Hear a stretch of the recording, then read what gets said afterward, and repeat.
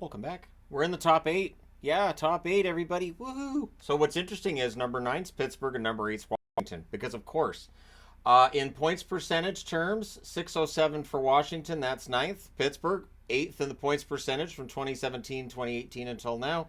These teams are tied together at the hip. I've seen that in the power rankings. We've seen that in the fact they both missed the playoffs in 2023 for the first time in a long time.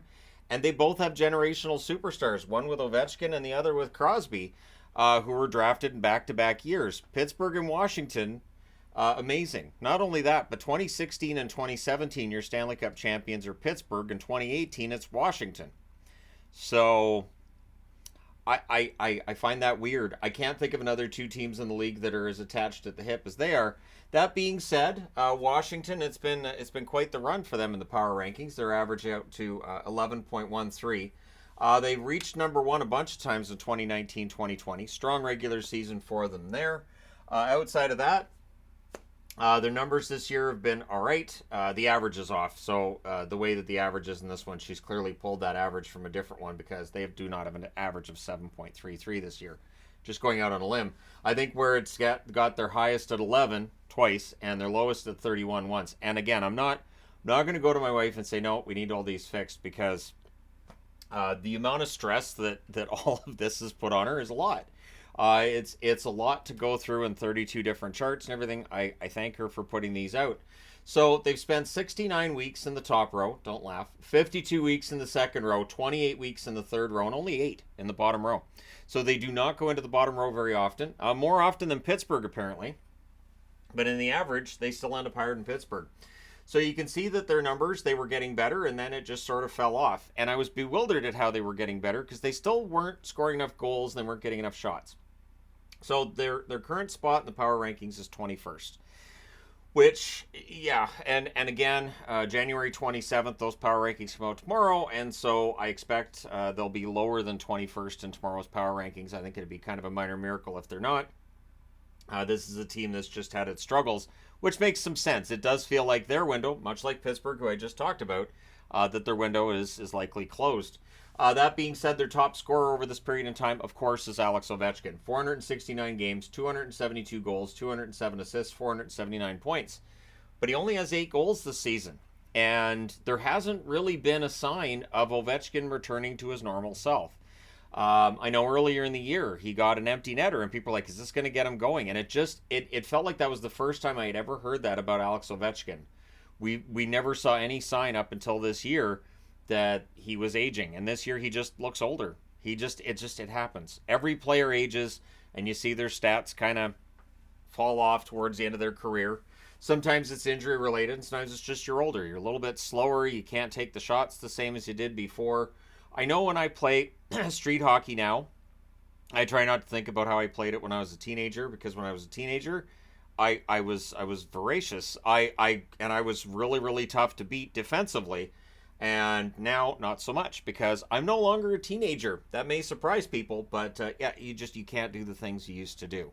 And so I'm not an athlete, but I know athletes go through that same thing, and it is not easy for anybody to realize, hey, so the aging process, time is undefeated. Their top goalie over this period in time, Braden Holtby, a record of 91, 49, and 15, 906 save percentage. So I'm mildly surprised Holtby's still the top goalie over that time, and yet not so much, because they have gone through some goaltenders this year. You have Darcy Kemper, you have Charlie Lindgren, and of course they had Samsonov, they had Vanacek. So they've gone through their share of goalies since Holtby, whose career sadly was shortened.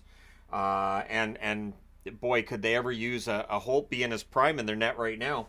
So their last playoff appearance was 2022, the same as Pittsburgh, and again, their points percentage very, very close to Pittsburgh. So what do they need? What does this team need? Well, first off, they're likely in need of a rebuild. And I don't know how much longer they can decide not to do that. Now, there are some good young players there. There's Protas, there's McMichael, there's others, but they need that top-end offensive talent to come in and replace Ovechkin once his career in the NHL is done. And I don't know that they have that guy right now. The Lapierre has some potential there, sure, but is he going to be a top scorer? Probably not. So they need that. I think that Backstrom, having his issues now, and he's likely not going to play again. At the very least for this season, he's done. And once a player's missed almost a full season, and again, at that older age, it is so much tougher to get into shape and be ready to play at the National Hockey League level. So the rebuild's going to happen soon. And it's a conversation that's going to have to be had, likely with Ovechkin. Much like Pittsburgh, where they're going to have that conversation with Crosby, you're likely going to have that conversation with Ovechkin, and then he'll make up his mind as to what he wants to do. Does he keep playing? Does he retire? Well, he still has years left. I don't think so. I'd be kind of really surprised if he did. But they also, really what it shows too is they really need scoring. Going back a couple of years, the conversation I always had when I was talking about Washington games was how often players were just feeding him the puck, trying to, get him more goals, because we were all talking about the Gretzky chase, and it felt like that's what they were trying to do.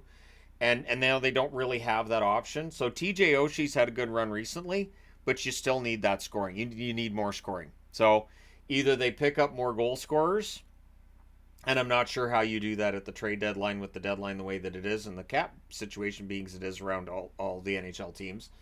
But they're going to have to figure this out. If they think they have what it takes to go to the playoffs, the sooner they make a decision to buy, the better. But if they make a decision to buy right now, I think a lot of their fan base would be like, wait, you're buying? Why are you buying at the deadline? You guys should be selling. So what do you think the Caps need to do? Do you think it needs to be a full rebuild? Do you think just a retool? Let me know your thoughts in the comment section below. Or do you think they'll be fine? They'll get into the playoffs this year. Everybody's going to be wrong. They're going to have a strong second half. Do let me know your thoughts. Hit like and subscribe in the event that you've not done so already. Thank you guys so much for watching, for all your support. I will talk to you again soon.